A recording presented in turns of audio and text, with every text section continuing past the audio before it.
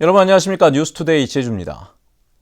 무자격자가 의사를 고용하거나 명의를 빌려 불법으로 만든 병원을 사무장병원이라고 하는데요. 귀화한 중국인이 사무장병원을 차려놓고 관광객 신분으로 입국한 중국인을 상대로 성형 시술법까지 가르치다 적발됐습니다. 박주영 기자가 보도합니다.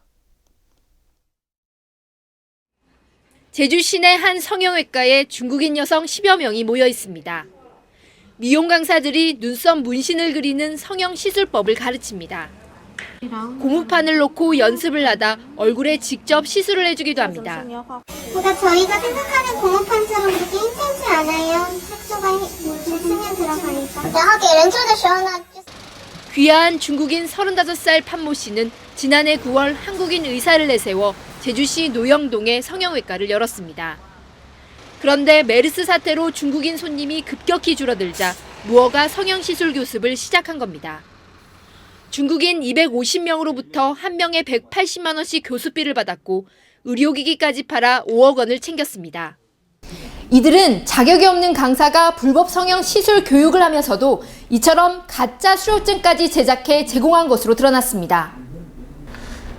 제주에는 노비자로 입국할 수 있다는 이점을 이용해서 한국에서는 화장술이 뛰어나기 때문에 중국인 여성들을 모집해서 경찰은 사무장병원을 개설한 판 씨와 명의를 빌려준 의사 35살 유모 씨 등 6명을 의료법 위반 혐의로 입건했습니다. MBC 뉴스 박주연입니다. 부동산 중개업 등 목적 외 사업을 한 농업법인들이 해산 명령을 받게 됩니다. 제주도는 지난해 12월부터 목적 외 사업을 등기한 203개 농업법인에 대해 변경 등기하거나 일반 법인으로 전환토록 했지만 121개 법인이 따르지 않았다고 밝혔습니다. 이에 따라 제주도는 다음 달에 법원에 해산 명령을 청구하고 올 상반기에 실태 조사도 실시할 계획입니다.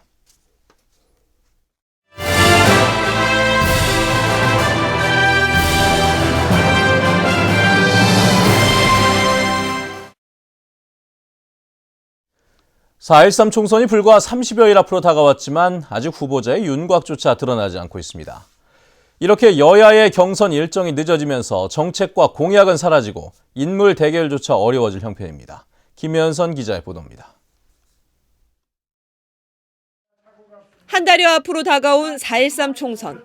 입 후보 예정자들에게 후보 등록 방법 등을 설명하는 등 선관위의 선거 사무 일정도 바빠졌습니다. 하지만 각 후보 진영은 선거운동 준비를 어떻게 해야 할지 답답하기만 합니다. 선거구 획정 자체가 늦게 이뤄진 데다 정당별로 컷오프 결과조차 나오지 않았기 때문입니다. 우리가 어떤 움직임을 해야 될지 아니면 빨리 결정이 나야 어떻게 우리가 움직임을 할 수 있는데 그게 좀 늦어져서 상당히 애로사항이 많습니다. 정책 선거는 기대하기조차 어려운 상황. 차별화된 공약을 제안하고 상대 후보의 정책을 검증하는 데 주력해야 할 시기지만 경선 후보도 정해지지 않다 보니 경선 준비로만 시간을 보내고 있습니다. 정책도 준비를 해야 되고 다른 부분이 더 시간이 투자되면 좋은데 지금은 경선을 먼저 신경 써야 되니까 여론조사 이런 부분도 지금 다 신경을 쓰고 있어서 저희 사무실에서도. 여야는 이번 주에 경선 후보를 결정할 예정이지만 최종 후보는 후보 등록 기간이 다 돼서야 확정될 것으로 예상됩니다. 이번 총선에서 9대1의 가장 높은 경쟁률을 기록하고 있는 제주의 경우 정책 대결은 고사하고 인물 대결마저 어려워지겠다는 볼멘 소리가 나오는 이유입니다. MBC 뉴스 김현선입니다. 지난 겨울 32년 만에 폭설로 농작물이 얼어버리는 바람에 농민들의 피해가 컸는데요. 보상 대책은 현실과 동떨어져 농민들이 반발하고 있습니다. 이소연 기자의 보도입니다.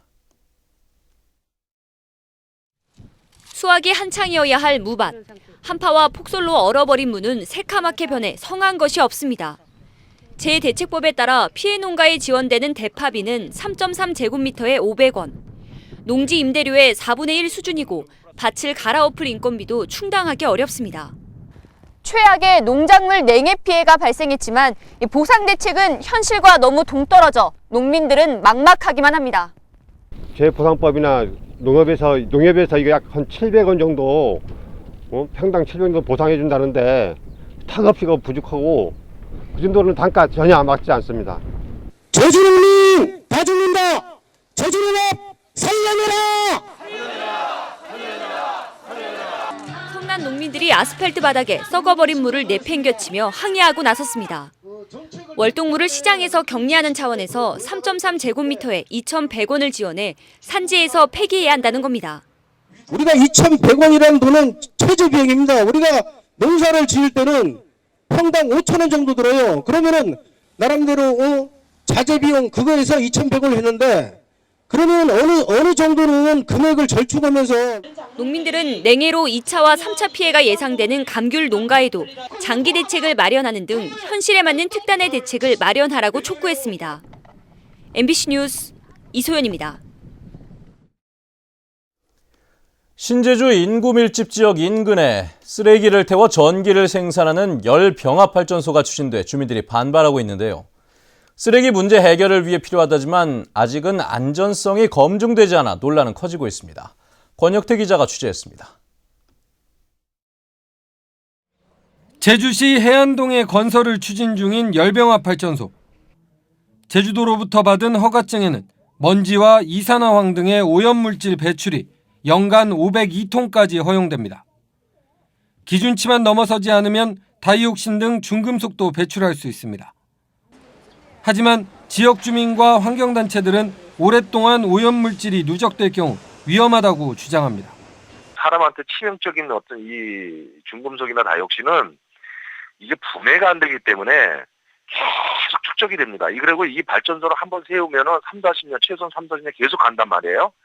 특히 폐비닐이나 페트병 등 고체 연료를 태워 전기를 생산하는 열병합 발전은 국내에 도입 초기 단계라 안전성에 대한 검증된 자료도 사실상 없는 상태. 자료들이 있나요? 지금 우리가 지금 아직까지 지금 공식적인 우리가 지금 데이터는 지금 보건소에서 내려온 건 없습니다.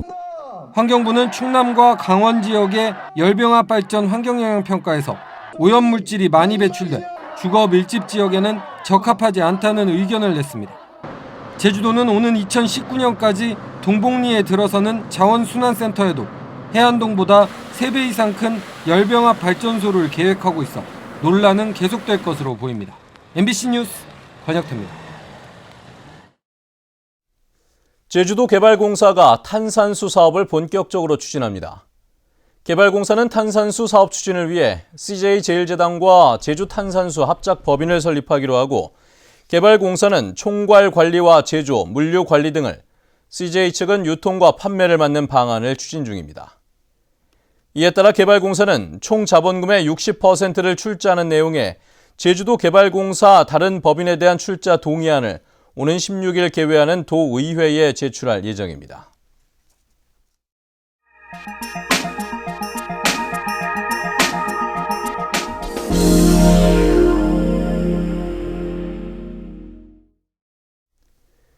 세계적인 멸종 위기종인 흑두루미 수백 마리가 경남 사천의 광포만에 날아들었습니다.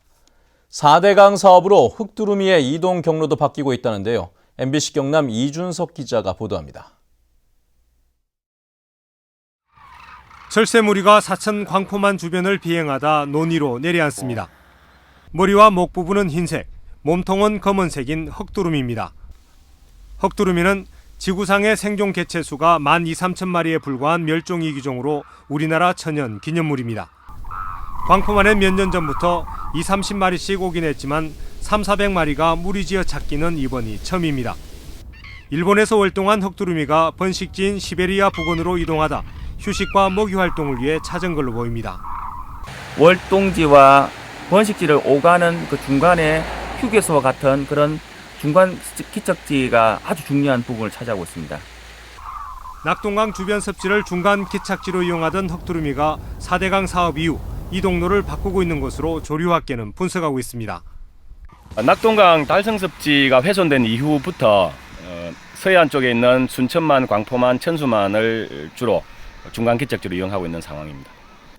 흑두루미의 주요 활동지는 순천만과 일본 이저미시 두 곳뿐인데 좋은 서식 환경의 사천 광포만도 흑두루미의 새로운 월동지로 가능성이 높다는 게 전문가들의 의견입니다. MBC 뉴스 이준석입니다.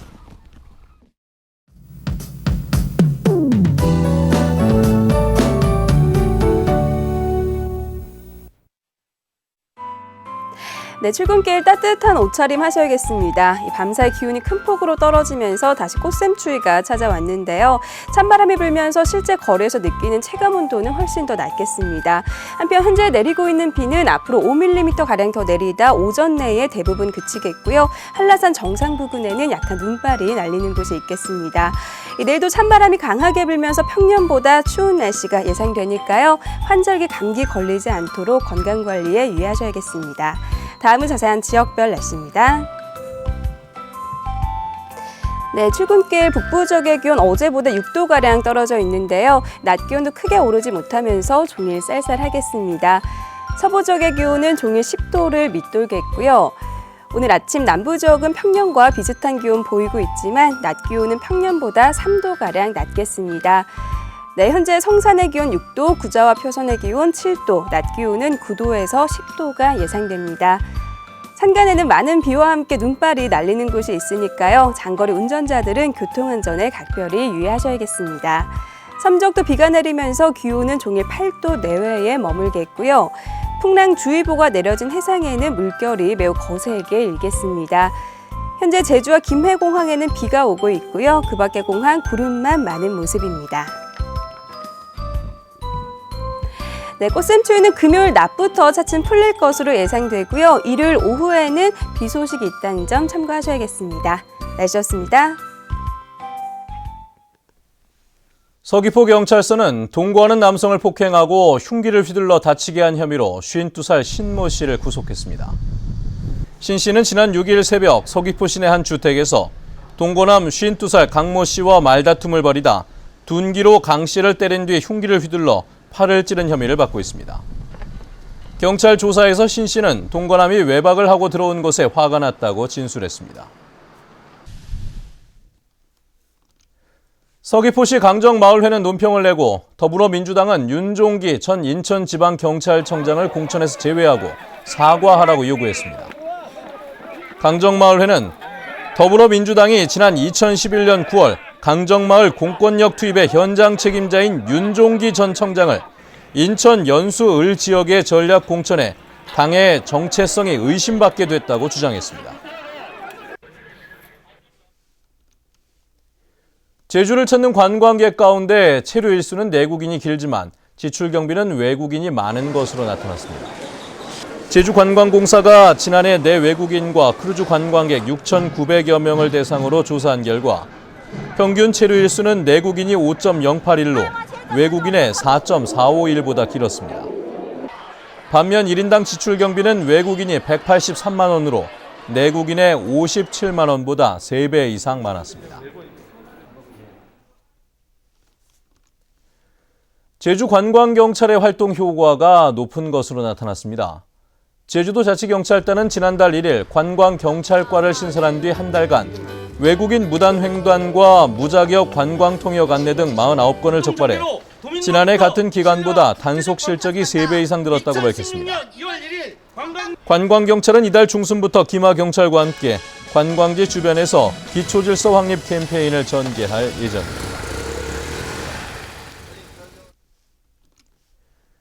제주 지역에서 발생한 화재 4건 가운데 1건은 담뱃불 부조리 때문에 발생한 것으로 나타났습니다.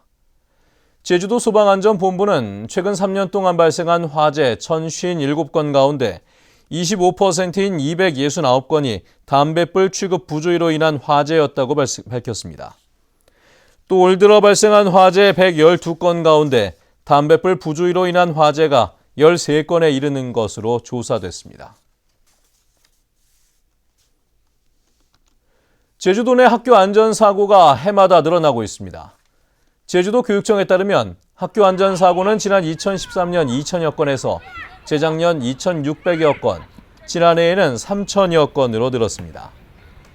안전사고가 발생한 시간대는 체육시간이 32%로 가장 많았고 장소는 운동장이 35%로 가장 많았습니다. 길을 건너려는 사람을 자동으로 인식해 신호를 바꿔주는 신호등이 시범 설치됩니다. 제주도는 이달 안에 제주시와 서귀포시 각각 한 곳을 선정해 보행자 자동 인식 신호기를 시범 설치합니다. 이 신호기는 CCTV나 적외선 센서로 횡단보도에 대기하는 보행자를 자동 인식해 교통신호를 바꿔주는 방식으로 운영되는데 시각장애인과 노인 등 교통약자들을 위해 지난해부터 전국 17곳에 시범 설치돼 운영되고 있습니다. 주차난이 심각한 제주시 민속 5일 시장에 주차장 복층화 사업이 추진됩니다.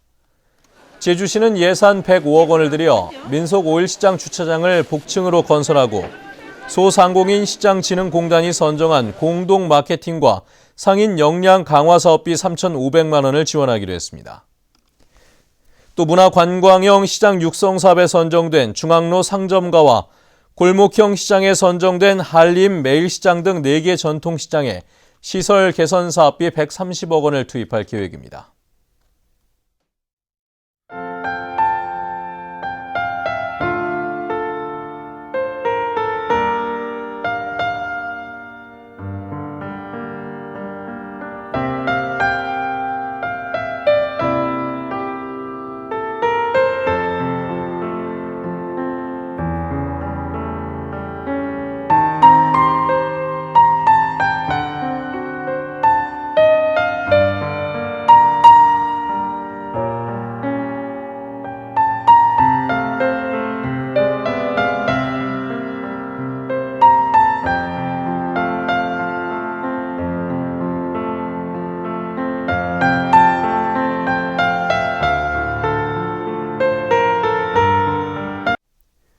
네, 뉴스투데이 제주를 마칩니다. 시청해주신 여러분 고맙습니다.